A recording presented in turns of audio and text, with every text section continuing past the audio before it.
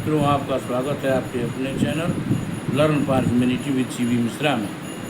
आज शारदीय नवरात्रि का 8वां दिन है, जो महागौरी के रूप में माता की हम अर्चना वंदना करते हैं। आज जो पहले हमने संस्कृत में माता का पाठ किया है, अब उसको हिंदी में कर रहे हैं। पहला अध्याय है श्री दुर्गा देवी नमः, श्री दुर्गा सप्तशती, पहला अध्याय। मेधा ऋषि द्वारा राजा सुरथ एवं समाधि नामक वैश्य को देवी महात्म्य सुनाना तथा मधुकैटभ वध का वर्णन। मार्कंडेय जी ने कहा, मैं सूर्यपुत्र सावर्णी मनु 8 मनुओं में से एक मनु के उत्पन्न होने की कथा को सविस्तार वर्णन करता हूँ,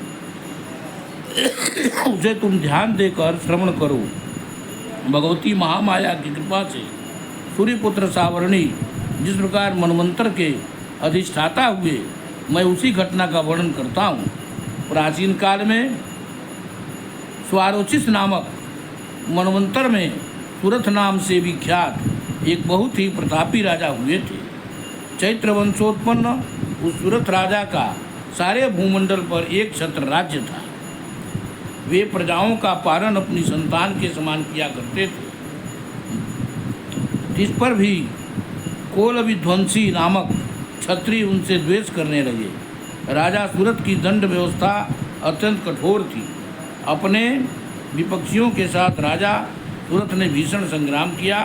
यद्यपि कोल विध्वंसी क्षत्रियों की संख्या अल्प ही थी, किंतु विजय लाभ उन्हीं लोगों को मिला। विरोधियों द्वारा पराजित होकर राजा सुरथ अपनी राजधानी में वापस लौट आए और अपने देश तक ही अपने राज्य की सीमा निर्धारित कर दी। इससे अधिक वे अपने राज्य का विस्तार न कर सके, बल्कि पहले से शामिल भूमि भी उन्हें छोड़नी पड़ी। अपनी हार मान लेने पर भी शत्रुओं ने उनका पीछा नहीं छोड़ा और राजा सुरथ पर पुनः आक्रमण कर दिया। राजा सुरथ का युद्ध के कारण सैन्य बल क्षीण हो चुका था, इसलिए उनके विश्वस्त मंत्रियों ने ही कुचक्र रचकर सूरत के संपूर्ण राज्य को हस्तगत कर लिया। राजा में अब राजश्री न थी, इसलिए वह अकेले ही अश्वारूढ़ होकर मृगया के बहाने घोर जंगल में पलायित हो गए। वन में पहुंचकर राजा सूरथ ने विप्रवर मेधा ऋषि का आश्रम देखा। मुनि के आश्रम में अनेक नरभक्षी एवं मांसाहारी हिंसक पशु अपनी स्वाभाविक हिंसा वृत्ति को त्याग कर शांत भाव से विचर रहे थे। मुनि की शिष्य मंडली से उस आश्रम तथा वन प्रांत का सौंदर्य मुखरित हो उठा था। आश्रम में आए हुए राजा सूरथ की मुनि ने आवभगत की। कुछ दिन तक राजा सूरथ भी मुनि के आश्रम में रहकर विहार करते रहे। एक बार मोह माया से ग्रसित होकर राजा सूरथ अपने मन में सोचने लगा, मेरे पूर्वजों द्वारा अधिकृत नगर आज मुझसे वियुक्त होकर खंडहर सा हो रहा है। मेरे विश्वासघाती कर्मचारी न जाने उस नगर की रक्षा करते होंगे या नहीं। अपने शरीर से निरंतर मद बहाने वाला मेरा मदमत्त हाथी आज न जाने किस स्थिति में होगा। जो लोग मेरी कृपा दृष्टि के आकांक्षी धन और भोजन प्राप्त करने के लिए सदैव तत्पर रहकर मेरा अनुसरण किया करते थे, वही लोग अब निश्चित रूप से अन्य राजाओं के मुखापेक्षी होंगे। उन सभी लोगों के द्वारा मेरे धन का दुरुपयोग हो रहा होगा, इसमें कोई संदेह नहीं है। इस प्रकार अनेक कुतर्क राजा के मन में उठ रहे थे। एक दिन मेधा ऋषि मेधा मुनि ने के आश्रम के समीप एक वैश्य को देखकर राजा ने उससे पूछा, भाई तुम कौन हो? तुम्हारे यहाँ आने का क्या प्रयोजन है? तुम तो देखने में बहुत ही व्यग्र और अनमने से जान पड़ रहे हो। राजा के इस सहानुभूतिपूर्ण वचन सुनकर उस वैश्य ने राजा को प्रणाम किया और विनत होकर बोला। वैश्य ने राजा से कहा, राजन, मैं संपन्न कुल में उत्पन्न वैश्य जाति का मनुष्य हूँ। मेरा नाम समाधि है। धन लोलुप स्त्री पुत्रों ने अपने स्वार्थ साधन के लिए मुझे घर से बाहर निकाल दिया है। इस समय मैं स्त्री पुत्र और धन विहीन हो गया हूँ। मेरे अपने परिजनों ने ही मेरे धन का हरण करके मुझे उस धन के लिए अनाधिकारी ठहराया है। इससे क्षुब्ध होकर घर का परित्याग कर वन में चला आया हूँ। इस समय मेरे मन में उन्हीं कुटुंबियों के प्रति चिंता हो रही है। वे सब न जाने इस समय किस परिस्थिति में होंगे, वे लोग घर में सकुशल हैं या नहीं, मुझे इन सब बातों का कोई ज्ञान नहीं है। मैं सोच रहा हूँ कि वे मेरे पुत्र कैसे हैं, उन्हें सज्जन कहा जाए या दुर्जन। वैश्य की बात सुनकर राजा ने उनसे पूछा, जिस प्रियजनों ने धन लिप्सा के कारण तुम्हें घर से निष्कासित कर दिया है, उन स्वार्थपरायण स्वजनों के ऊपर तुम्हारी इतनी गाढ़ी ममता क्यों है? वैश्य राजा से बोला, आपका यह प्रश्न उचित ही है। मेरा मन उन स्वार्थी कुटुंबियों की ममता छोड़ने को तैयार नहीं है। अब आप ही बताइए मैं क्या करूं?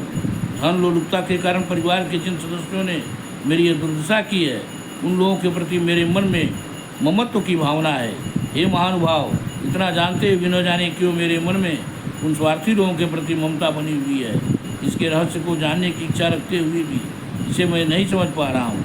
उन लोगों के विरह से कातर होकर मैं आहें भर रहा हूँ, जिसके फलस्वरूप मेरे मन में उथल पुथल मची हुई है। कुटुंबियों का मुझसे कुछ भी लगाव नहीं है, फिर भी मेरा मन उन लोगों के लिए संतप्त है। समझ में नहीं आता कि मैं क्या करूं। मार्कंडेय जी ने कहा, हे ब्रह्मन, इस वार्ता की समाप्ति के बाद ही सुरथ और समाधि नामक वैश्य एक साथ ही मेधा मुनि के सम्मुख उपस्थित हुए। मुनि के प्रति सम्मान प्रदर्शन करके वे दोनों वहीं बैठ गए। इसके बाद राजा सुरथ और वैश्य में परस्पर कुछ बातचीत होने लगी।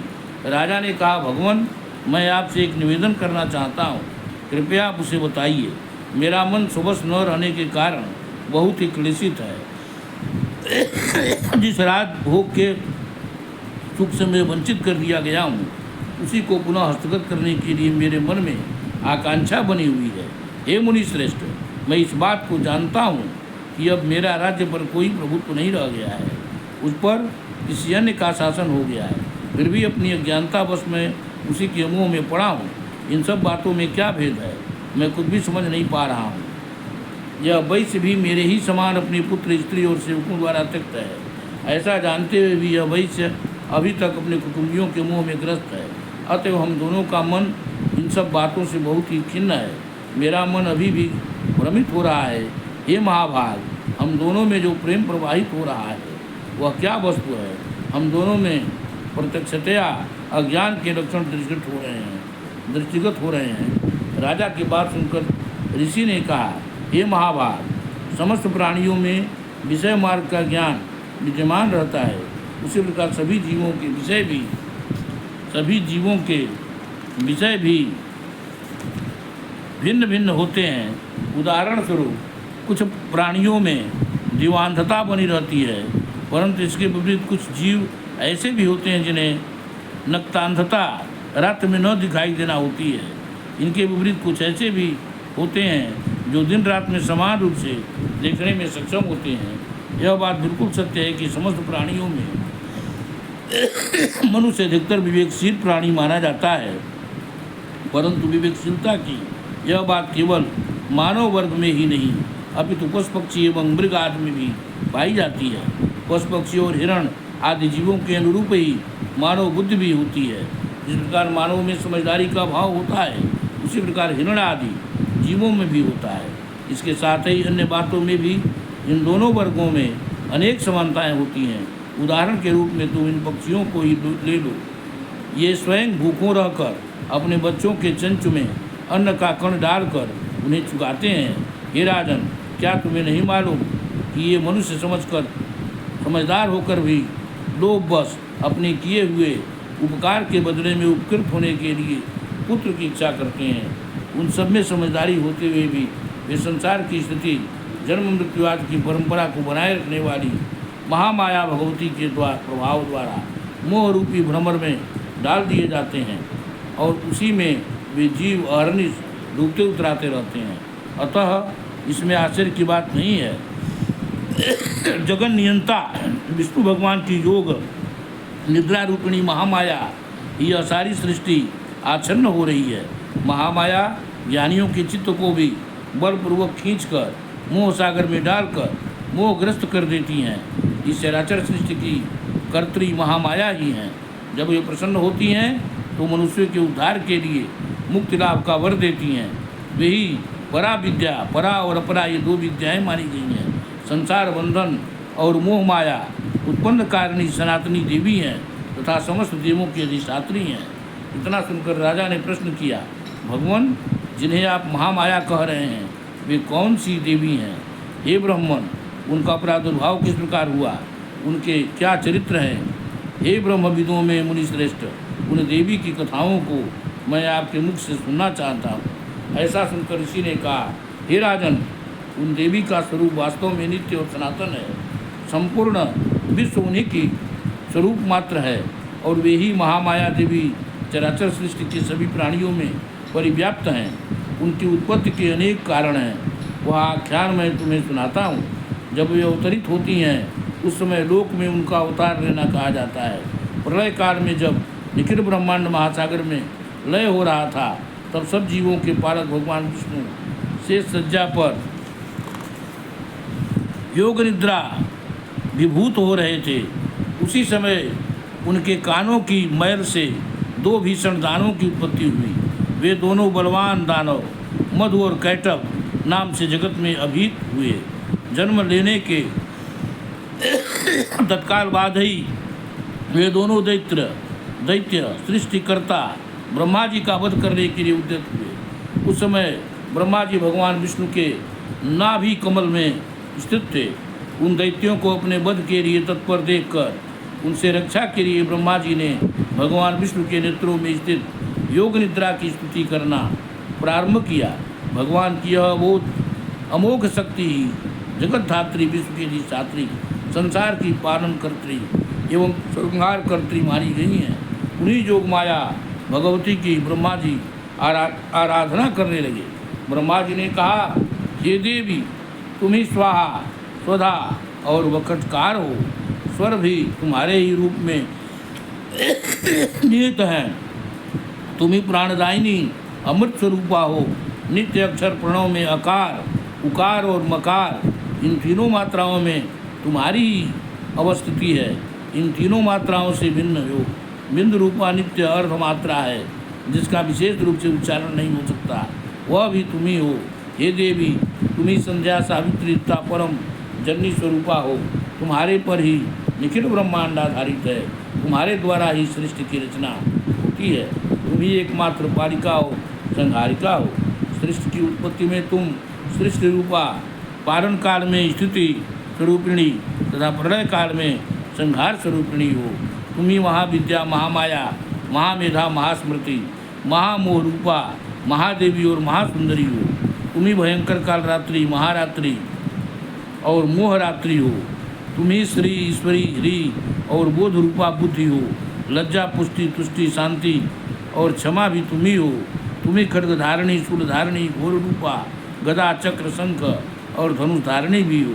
बाण, भुसुंडी, परिघ इत्यादि तुम्हारे अस्त्र हैं। तुम सौम्य और सम्यतर हो। इतना ही नहीं बल्कि सृष्टि में इतनी सौम्यता सुंदर वस्तुएं हैं, उन सबसे कहीं अधिक तुम्हारा ही सौंदर्य है। परा एवं अपरा इन दोनों विद्याओं से परे रहने वाली परमेश्वरी भी तुम ही हो। हे देवी, विश्व की संपूर्ण सत असत वस्तुओं में पाई जाने वाली सत्य भी तुम ही हो। अतएव तुम्हारी स्तुति अवर्ण्य है। संपूर्ण जगत के रचयिता, पालक और संहारक भगवान विष्णु को भी जब तुमने निद्राभिभूत कर रखा है तब तुम्हारी स्तुति करने में सक्षम इस ब्रह्मांड में कौन है? मेरे सहित भगवान शंकर तथा विष्णु को भी शरीर धारण करने के लिए तुम्ही ने प्रेरित किया है। अतएव तुम्हारी स्तुति में सभी असमर्थ हैं। हे देवी, तुम तो अपने इस उदार प्रभावों के कारण ही प्रशंसित हो। इन दोनों अपराधी दानवों को तुम विमुक्त करके भगवान विष्णु की निद्रा भंग कर दो। इसके साथ ही साथ भगवान के अंतर्मन में मधु और कैटव नामक असुरों के वध की प्रेरणा भी उत्पन्न कर दो। ऋषि ने कहा, हे राजन, जिस समय ब्रह्मा जी ने भगवान विष्णु के निद्रा भंग के निमित्त उस तमोगुण की अधिष्ठात्री देवी की स्तुति की, उसी समय वे महामाया भगवान के नेत्र, मुख, नासिका, बाहु, हृदय और वक्षस्थल से निर्गत होकर अव्यक्त जन्मा ब्रह्मा जी के सामने प्रकट हो गईं। योग निद्रा से विमुक्त होकर जगन नियंता भगवान जनार्दन उस एकारणों के जल में शेष सज्जा से जागृत हो उठे। निद्रा रहित होते ही भगवान ने उन दोनों दानवों को देखा। वे दोनों ही दुराचारी दैत्य मधुर कैटव अत्यंत पराक्रमी और शक्तिशाली थे। उन दोनों की क्रोधयुक्त आँखें मानो ब्रह्मा जी को निगल जाना चाहती थीं। ऐसी स्थिति में भगवान विष्णु ने उन दोनों महापराक्रमी दानवों के साथ 5000 वर्षों तक निरंतर बाहुयुद्ध किया। वे दोनों ही दैत्य बल के मद में मत्त हो रहे थे। महामाया ने दोनों दैत्यों को अपने प्रभाव से मोहग्रस्त कर दिया था। एतदर्थ उन दोनों असुरों ने मोहमुक्त होकर भगवान विष्णु से कहा, हम लोग तुम्हारी वीरता से अत्यंत प्रसन्न हैं। तुम हम लोगों से अपना इच्छित वर मांग लो। दैत्यों की बात सुनकर भगवान बोले, यदि तुम दोनों मेरे ऊपर प्रसन्न हो तो मैं यही चाहता हूँ कि तुम लोगों की मृत्यु मेरे ही हाथों से हो। इसके अतिरिक्त मुझे किसी अन्य वरदान पाने की लालसा नहीं है। तब ऋषि ने कहा, जब उन राक्षसों ने मोहग्रस्त होकर समस्त भूतल को जलपूर्ण समझा तब भगवान से कहा, मेरा वध किसी सूखे स्थल जल विहीन भूमि में करो। इसके बाद ऋषि बोले, शंख चक्र गदा और पद्मधारी भगवान विष्णु ने तथास्तु ऐसा ही हो कहकर उन दोनों दैत्यों के मस्तक को अपनी जांघों पर रखकर सुदर्शन चक्र द्वारा काट दिया। यह महामाया देवी ब्रह्मा जी की स्तुति से प्रसन्न होकर स्वयं ही उत्पन्न हुई थीं। अब मैं तुमसे उनके प्रभाव के महात्म्य का वर्णन करता हूँ। इस प्रकार मधुकैटभ वध नामक पहला अध्याय पूर्ण हुआ। दुर्गार्पणमस्तु, दुर्गार्पणमस्तु। जयंत मंगलाकारी रुद्रकाली कपालिनी दुर्गा क्षमा शिवा धात्री स्वाहा स्वधा नमोस्तुते।